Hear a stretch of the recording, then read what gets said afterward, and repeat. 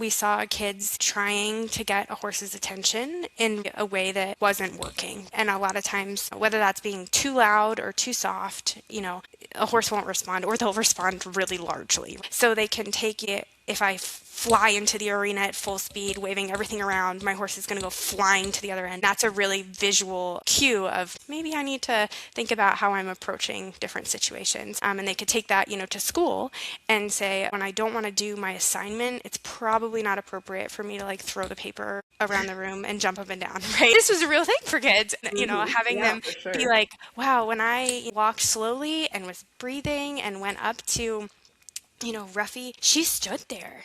She turned her head towards me and she put her nose down. She was with me. When I go to school, I tried, take a deep breath when I was walking up to a friend or a teacher, and it worked. I talked about it with kids, but in the military work I do, a lot of the veterans that I worked with are also first responders. Right? They talk about how what they experience with the horses, they take to their daily lives, right? If they know they're going to walk into a super difficult situation, they remember the moment they had with the horse and how they had to breathe or ground themselves or be clear with their communication, and they can directly put that, whether that be with their personal relationships or their occupational relationships, that carryover piece of the communication and the responses horses give us is key.